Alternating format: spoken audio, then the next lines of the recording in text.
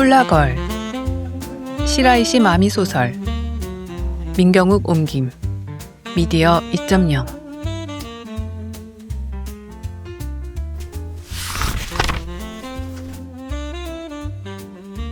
프롤로그. 1965년 전해에 열린 도쿄올림픽의 흥분이 채 가시지 않은 가운데 일본이 새로운 첫 발을 내디딜 무렵 고교 진학률이 전국 평균 70%를 넘어서고 대졸 초임이 약 2만은, 카세트 테이프 리코더도 역시 2만은, 도카이도 신간센의 도쿄 오사카 구간을 달리는 히카리의 소요 시간이 4시간에서 3시간 10분으로 단축되고 도쿄에서는 아이비룩이 유행했으며 하얀 거탑이 베스트셀러가 되고 비틀스가 한창 인기를 구가하던 바로 그때 탄광촌 후쿠시마현 이와키시는 큰 기로에 서 있었다.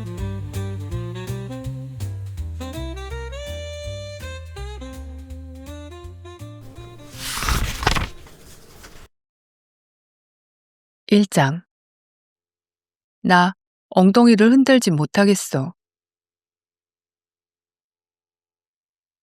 기무라 사나이는 게시판 앞에서 고개를 갸웃거리고 있었다. 모집, 하와이안 댄서. 빨리 동생들 밥 챙겨줘야 된다는 생각에 언제나 급히 지나쳐버리던 게시판에 새 전단지가 나붙어 있었다. 남자들이 캐낸 석탄에서 불순물을 골라내는 선탄 작업을 하고 돌아오는 길. 아직 앳된 뺨에 석탄을 묻힌 채 사나이는 뚫어져라 그 광고를 들여다보고 있었다. 하와이안 댄서라? 만세라도 부르고 싶은 심정이었다. 이건 줄곧 탄광촌에서 살아온 사나이가 처음으로 만난 바깥색이었다. 벌써 18이네.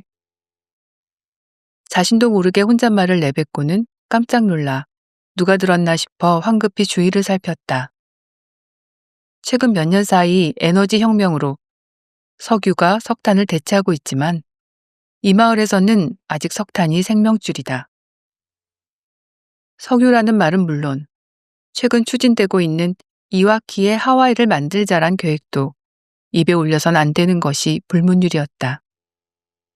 아니, 정확히 말해 모두가 그런 것은 아니었지만 적어도 사나이의 아버지만은 그렇게 생각하는 사람이었다. 선탄 작업을 끝낸 선탄부들이 사나이의 옆을 지나갔다. 오늘은 저녁을 뭘 하지? 살이 쪄서 늘 입던 바지가 맞질 않아. 아주머니들은 수다에 정신이 팔려 사나이를 알아보지 못했다. 하지만 지금은 오히려 그런 상황이 고마웠다. 잠자코 아주머니들이 지나가기를 기다렸다. 다시 한번 주변을 확인한 후 사나이는 슬쩍 전단지를 떼어냈다.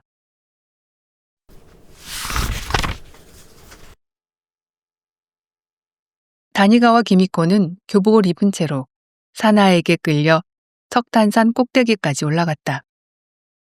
이곳은 선탄 작업이 끝난 후 남은 불순물이나 상품이 되지 못한 석탄들이 쌓여 만들어진 검은 산이다. 기미코가 자란 마을 중심에 여러 솟아있는 이 검은 산이 좋은 의미에서든 나쁜 의미에서든 이와키의 상징이기도 했다. 이런 곳까지 올라올 사람은 하나도 없을 텐데 사나이는 사람들의 시선을 의식하느라 두리번거리게 바빴다. 이런 곳에서 뭘 들킬까봐 그래. 기미코는 사나이의 태도가 하도 이상해 웃으며 말했다. 같은 탄광촌에서 자란 사나이와는 어릴 때부터 친구였다. 전에도 종종 기미코에게만 알려주는 거야 라는 말을 입버릇처럼 하곤 했지만 오늘은 사나이의 얼굴이 유독 진지해 보였다. 기미코, 절대 아무한테도 말하지 않겠다고 약속해. 뭘? 그러니까 약속해. 알았어. 기미코가 사나이의 시퍼런 서슬에 기가 질려 대답했다. 사나이는 그래도 불안한 듯 다시 한번 못을 박았다. 그렇게 걱정되면 이렇게 확 트인 장소가 아니라 화장실 안이나 아무도 오지 않는 뒷산 같은 장소를 택하면 좋잖아? 기미코는 그런 생각을 떠올렸지만 입 밖으로 꺼내진 않았다. 절대로? 응. 죽어도? 죽으면 말하고 싶어도 못하잖아? 이 말이 목구멍까지 나왔으나 너무나 진지한 사나이가 오히려 귀여워. 기미코는 대신 이렇게 말했다. 이제까지 내가 약속 어긴 적 있어? 초등학교 때 너 학교에서 똥 싼 거 누구한테 말한 적 있냐고. 맞아. 기미코의 말에 마침내 사나이는 안심했다는 표정을 짓더니 기미코 앞에 갈색 종이를 불쑥 내밀었다.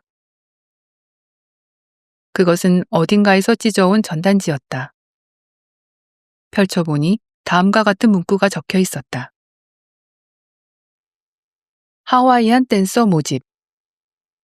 독신 여성의 하남. 청순하고 사랑스러운 무용수 구함. 종이 구석에는 친절하게도 훌라 댄스를 추고 있는 여자 그림까지 그려져 있었다. 하와이안 댄서? 내용이 상상을 초월하는 것이라 기미코는 눈에 들어오는 글자를 무심코 소리내어 읽어버렸다. 이 좁은 탄광에 하와이를 만든다는 말은 이미 훨씬 전부터 나돌고 있었다. 하지만 전혀 현실감이 없었고 먼 세계의 일이라 흥미를 가질 생각조차 못했다. 그런데 사나이가 하와이안 댄서에 관심을 갖다니. 뭐 사나이가 독신 여성인 건 맞지만. 그러나 사나이는 어이없어하는 친구의 표정엔 아랑곳 없이 자신의 손톱을 보면서 불평을 늘어놓았다. 일단 손톱에 석탄이 들어가면 아무리 씻어도 안 지워져. 비누로 씻어도 소용없어. 이런 손을 가진 18살짜리가 세상에 어디 있겠니? 사나이가 기미코 앞에 석탄으로 더러워진 새카만 손을 불쑥 내밀었다. 예컨대 포도를 수확하면 손이 보라색이 되고 매실장아찌를 담그면 손가락이 붉게 물들 듯 선탄부가 석탄을 다루는 이상 손톱 끝은 까맣게 더러워지게 마련이고 또 쉽게 빼낼 수도 없다. 기미코는 사나이와 동갑이다. 하지만 고등학교에 다니기 때문에 선탄일 같은 것은 하지 않는다. 기미코는 까맣게 된 자기 손끝을 안타깝게 바라보고 있는 사나이에게 딱히 무슨 말을 해야 할지 몰랐다. 이 기회를 잡지 않으면 죽을 때까지 여기서 벗어나지 못할 거야. 탄광촌에서 태어나고 자란 사람들은 바깥 세계와 접촉할 기회가 거의 없다. 심지어 고등학교에 다니고 있는 기미코도 그런데 석탄을 다루는 사나이는 더더욱 쉽게 바깥 세계로 나가겠다는 생각을 할 수 없을 뿐더러 나갈 계획도 거의 없었다. 그렇긴 한데 너 춤이란 거 출 수 있어? 기미코는 우선 가장 기본적인 것부터 물었다.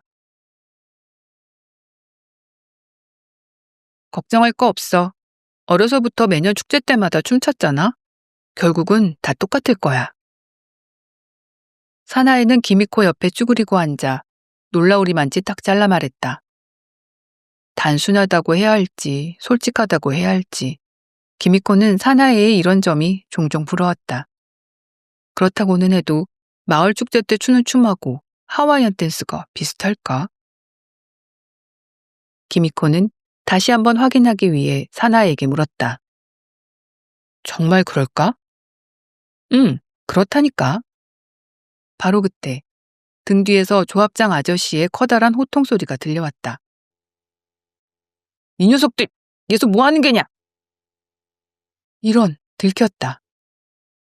이곳은 자원으로 사용되지 못하는 석탄을 쌓아 올린 불안정한 산이기 때문에 쉽게 산사태가 일어날 수 있다. 게다가 석탄이 포함되어 있어 자연 발화가 일어나기도 해서 출입이 금지된 곳이었다. 큰일 났다. 기미코와 사나이는 동시에 외치며 손을 잡고 석탄산을 뛰어내려왔다.